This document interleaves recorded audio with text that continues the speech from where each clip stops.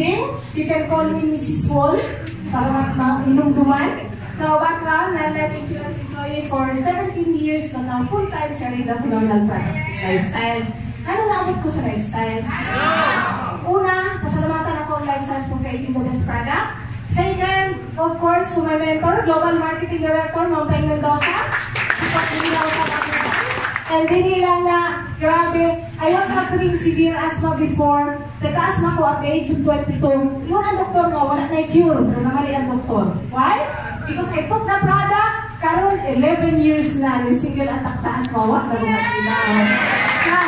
Hindi lang nga, buong family nag-benefit sa product, same thing with my 2 kids, nagmanan ako, asthmatic po sila. Pero everyday, sila nag-ausok ang nebulizer before. Pero karon nagpasalamat ko, kay among nebulizer, gali ka bukan na lang.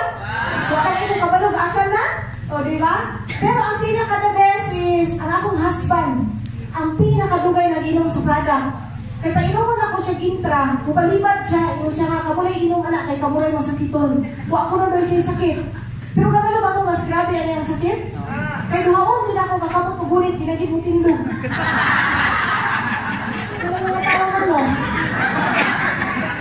Akong husband, puya-puya, karon, masipit pa na akong gulitan, mo tindog na. Dahil ikaw ka-try-this. Muna doon ako kakapot o gulit o banan sa CR.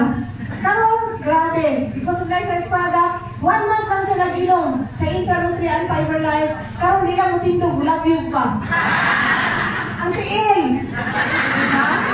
Pero kapag ako sa naging na ninyo, apil na na. Kananaw na lang ang isog, o balahibo na lang yung tindog, ay sure na dahil sa atong bada. Tindog to guys siya. Nasa likod ato na, nagtindog na.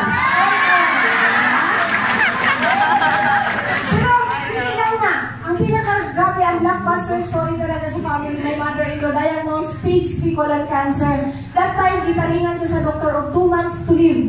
Kung di daw na mo ipakemo, automatically maglitas kasi sa niya cancer all over the body. Pero ipangutanan na mo ang doktor, kasi guarantee kung ako ipakemo, mabuhi ba siya? Di ba mag-guarantee? So, nag-decide nila din na mo ipakemo, di-massive na magpainom sa Intra-Nutrient, and thanks God, because after a couple of days, week niya nga pag-inom, gikan sa sleepless, makatulog, gikan sa nag-loss ang appetite, nagkagana magkaon, di patuloy-tuloy na mo. After a month, 2 months, 3 months, to cut the story short, 5 months siya nag-inom, ipalaboratory na mo, nakuha ang result, isubmit na mo siyang on-co. Nung nabasa siyang on-co, nag-declare na negative ang cancer. And actually today, she's still alive, 85 years old na siya, alive and kicking because of the product.